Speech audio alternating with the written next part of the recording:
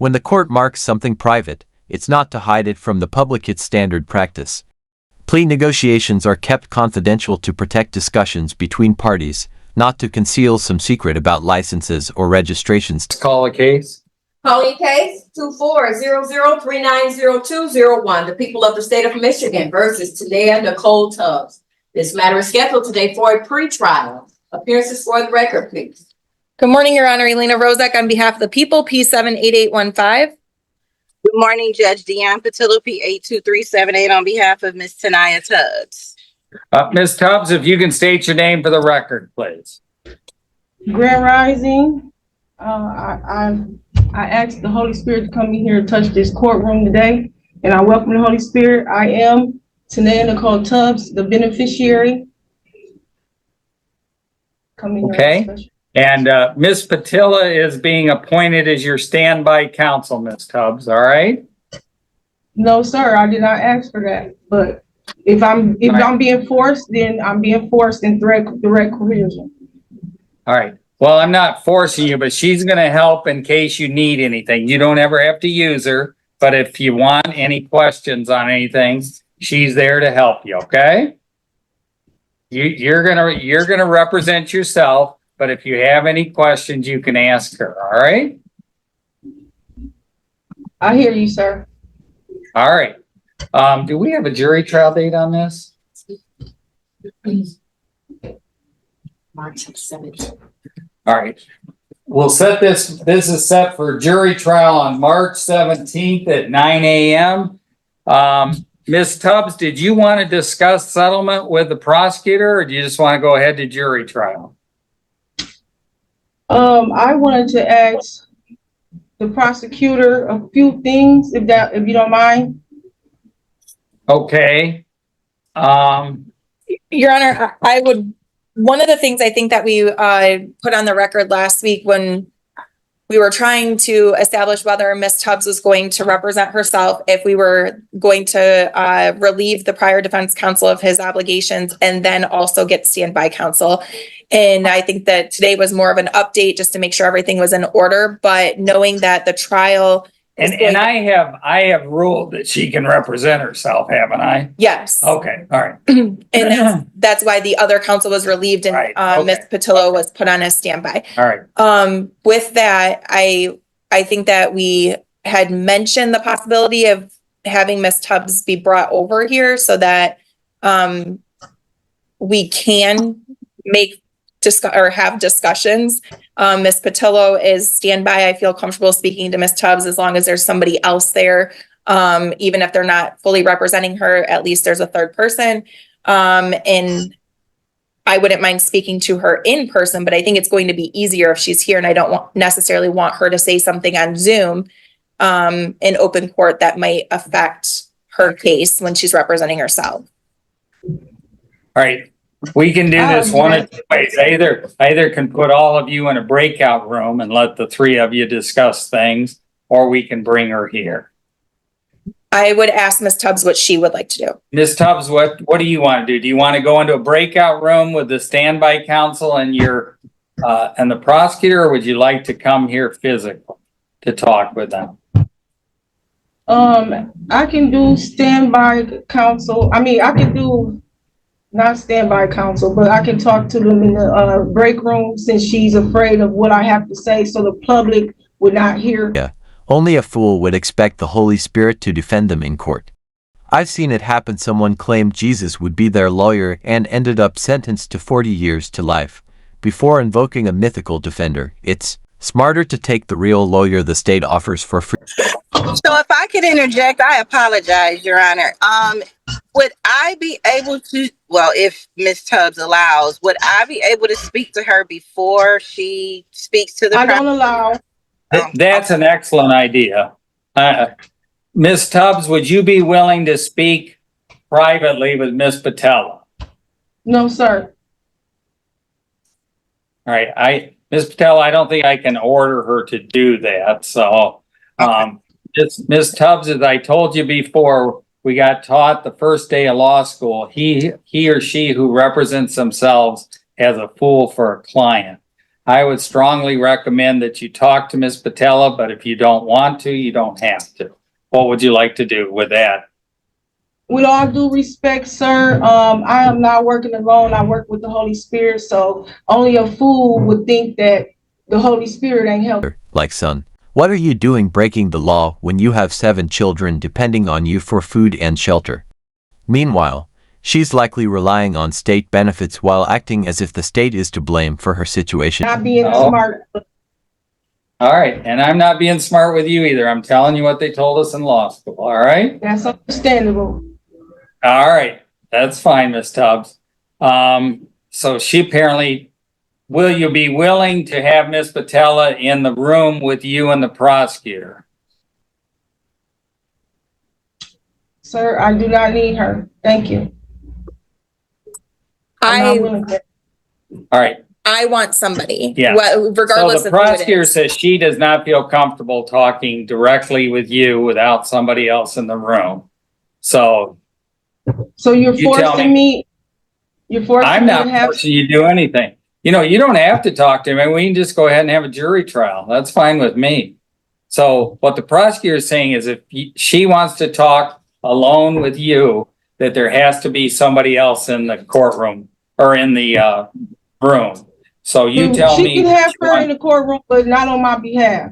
It can be on her behalf since she's fearing what I have to say alone. I'm not understanding then why. put the 3 of you in a breakout room to discuss things. Okay, thank you. Do you agree to that, Ms. Tubb? I agreed to speak with her with Okay. the third party on her side. All right. And counsel, how long do you think we should put you in the breakout room for? 10 minutes to be safe. 10 minutes, and then you can have more time if you need it, okay? Okay, I'll take 5 minutes.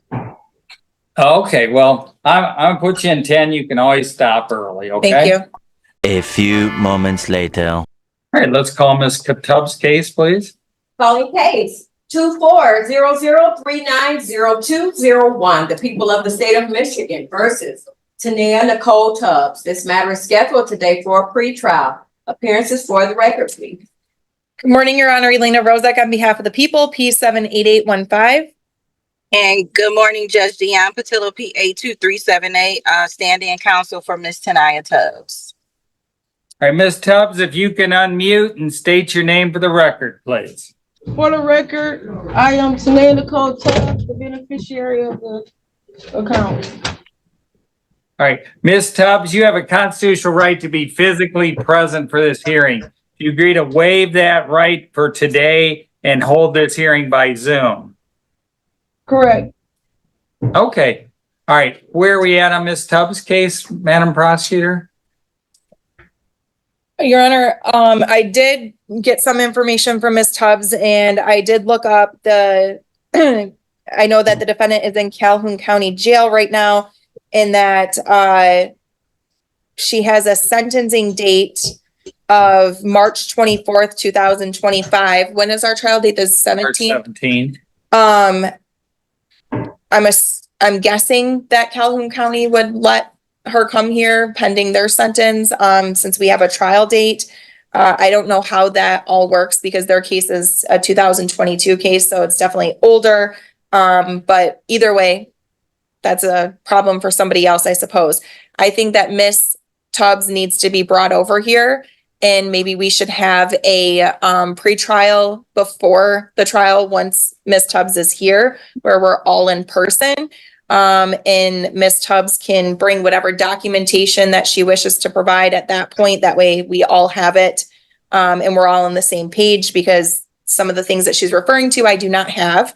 And I would say that we're likely going to have to proceed to trial. All right. When are you proposing that we have this, bring her over beforehand?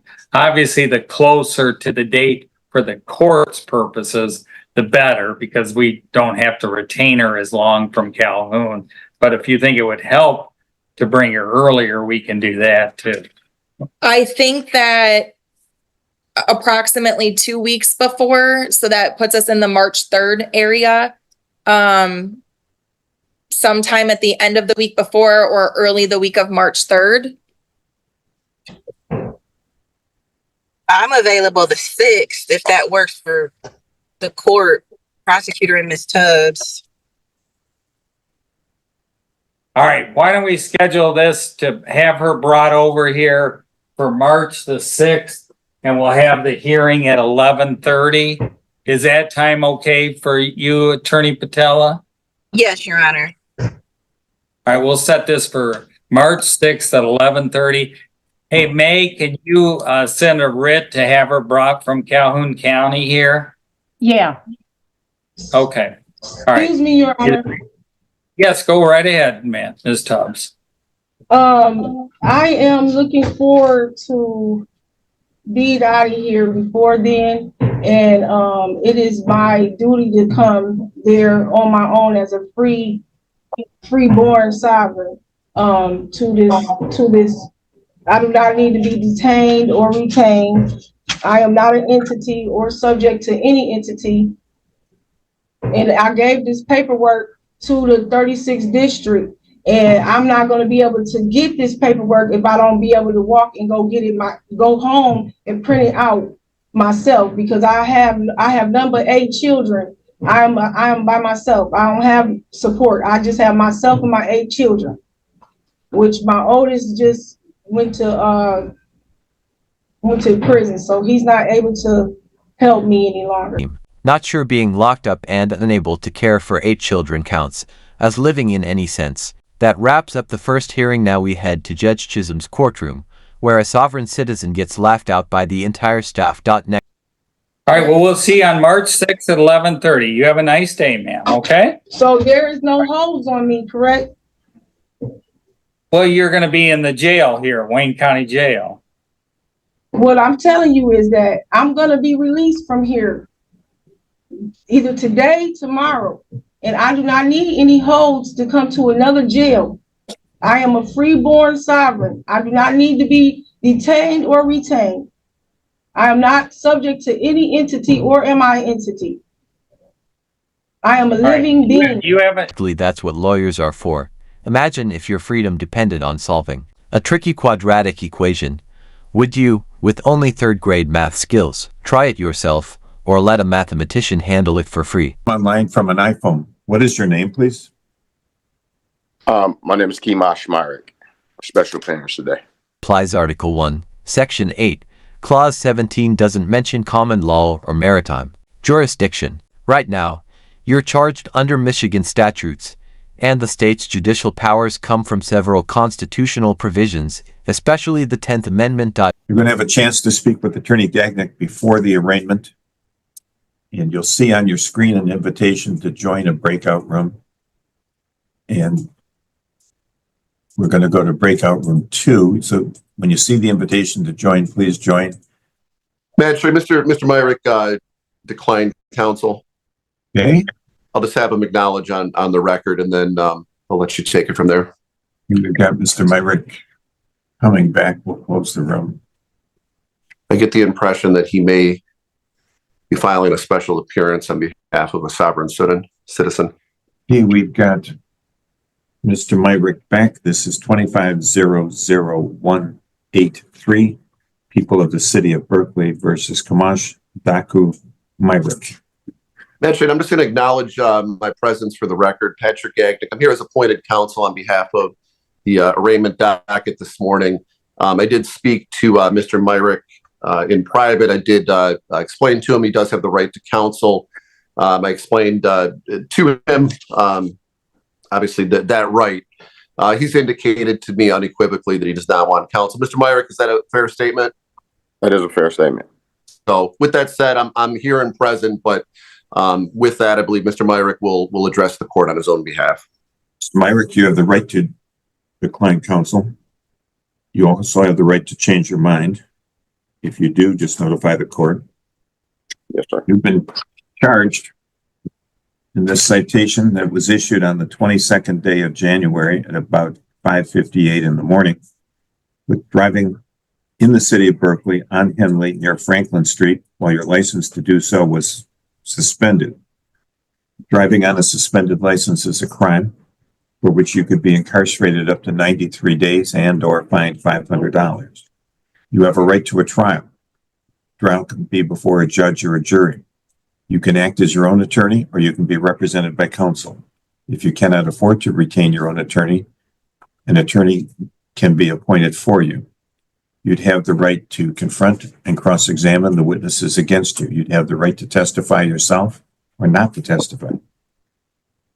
In the event that you choose not to testify, your silence cannot be used against you. You have the right to be presumed innocent until you're proven guilty beyond a reasonable doubt. The court's going to enter a plea of not guilty on your behalf. No, sir. I don't even understand the charge. The hearing ends and the sovereign citizen is removed, but, of course, he returns for more.net. The charge is driving a car on the streets of the city of Berkeley while you're not licensed. You're suspended. That's the allegation. Well, I totally understand, and I would love to plead, Your Honor. But before I have some questions on the record before moving forward and concerning the subject matter of the jurisdiction and the nature and cause of the action that's brought against me.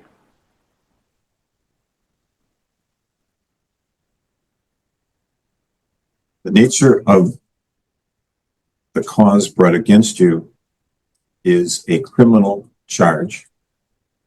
Okay. Alleging that you were operating a motor vehicle on the streets of the city of Berkeley while your driver's license was suspended by the Michigan Secretary of State. That is the nature of the charges brought against you. Thank you, Your Honor. For the record, are you saying that these are criminal charges? Yeah. Okay, Your Honor.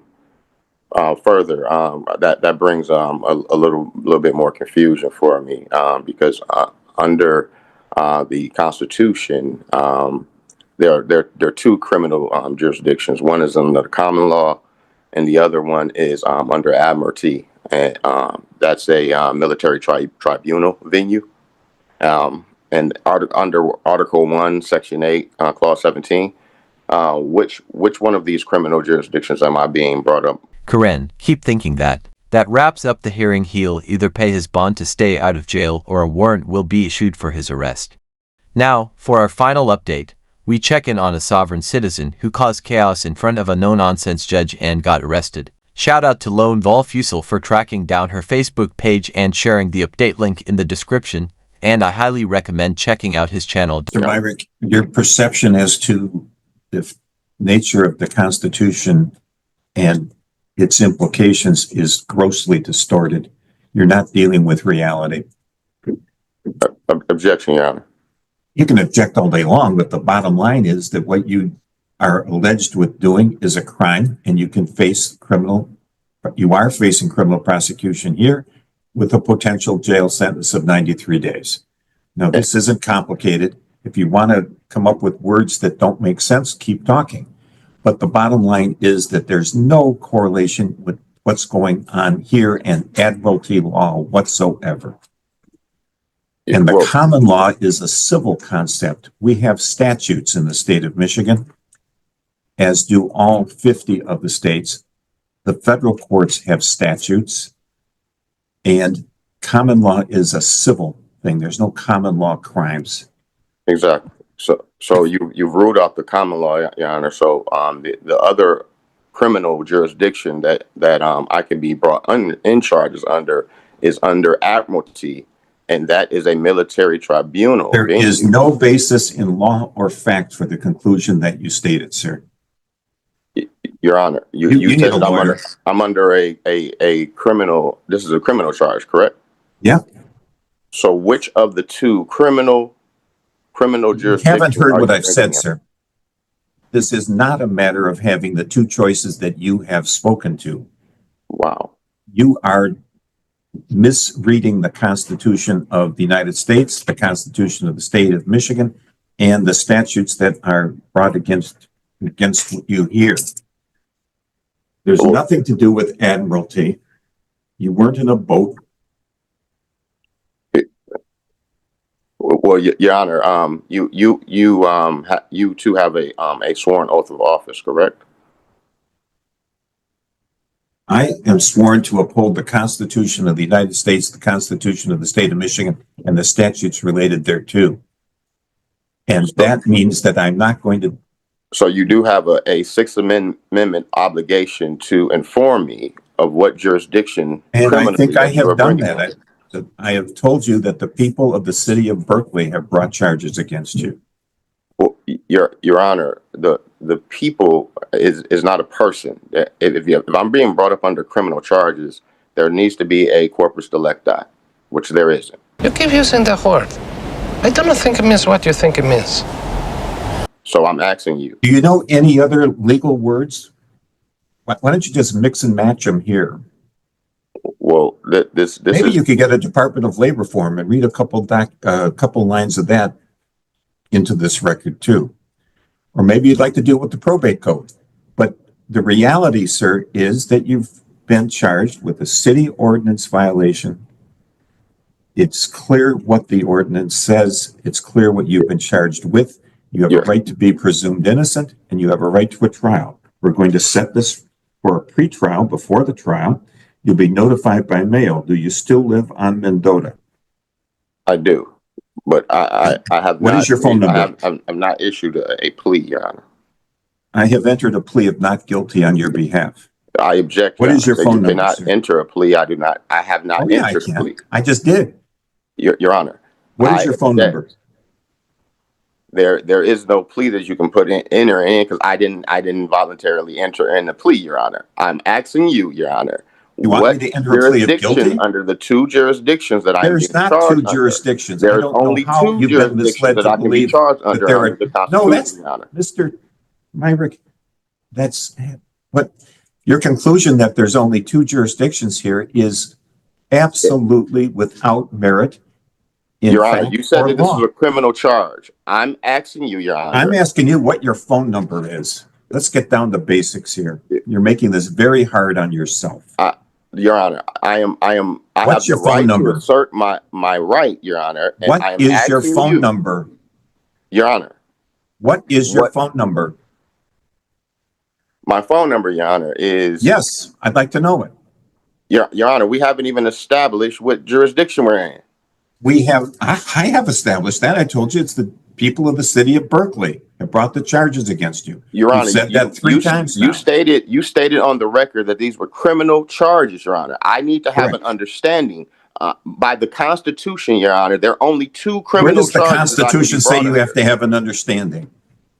Say again, Your Honor. Where does the Constitution say you have to have an understanding? By the Sixth Amendment, Your Honor. The Sixth Amendment says you have to the right understand. The Sixth Amendment can't make you understand if you're being unreasonable. But, Your Honor, I have the right to understand what jurisdiction that I'm being brought under, and you have an obligation to inform me of that jurisdiction, Your Honor. Which I have done about by 17 the times. Constitution, under Article 1, Section 8, Clause 17, Your Honor. Mr. Myrick, your bond is $1,000 cash or surety. It must be paid within 48 hours or there'll be a warrant issued for your arrest. Your Honor. That's done. We're through. Good luck. Your Honor. Get your own lawyer. Your Honor, you have not given me a jurisdiction, Your Honor. I've given you a jurisdiction 4 times. I'm not going to waste any more time. Everyone. Today I went to court over a bench warrant supposedly issued because I missed a court appearance, but I had already submitted my paperwork, which counts the same as appearing in person. Karen, keep thinking that showing up with saliva-stained construction paper meets a court order. Well, hello everybody. How you doing? So I went to court today for a bench warrant to deal with a bench warrant that was put out for me, allegedly because I didn't make an appearance in court, but I did turn my paperwork in for that. You're allowed to turn in paperwork. You don't have to physically go to court. Paperwork is the same thing as making an appearance. Okay, Karen, you keep thinking that when the court orders you to show up, you can do so via saliva-stained construction paper. However, they struck it from the record that I made my appearance. They struck the recusal of the judge from the record, and on top of that, they sent me a letter and they stated that I wasn't who I said I was, that I am who they say I am, which when I asked questions about that, the judge yelled at me and told me he didn't have to answer any of my questions. And then when I asked for the bill of particulars and the indemnity bond, I was arrested and taken into custody and held against my will. And so that's a false arrest. But not only was that a false arrest because it's all based on fraud in the first place, but secondly, they didn't read me my rights. I wasn't read my rights by the judge in the court, and I also wasn't read my rights when I was arrested. Also, they did not tell me what my charges were. So there's that. I can't wait to get the paperwork where they tell me what they're charging me with. So this is all because of the right to travel. Okay? It's all based on the right to travel freely, unencumbered, and unfettered according to the Constitution. Now, I'm going to pull up some stuff for you because people need to know what the truth is, and they're not going to really know unless I actually physically show them, because you guys, you're not going to do the research, right? You don't really care. You're just going to tell me I'm crazy and nothing that I say makes sense. Maybe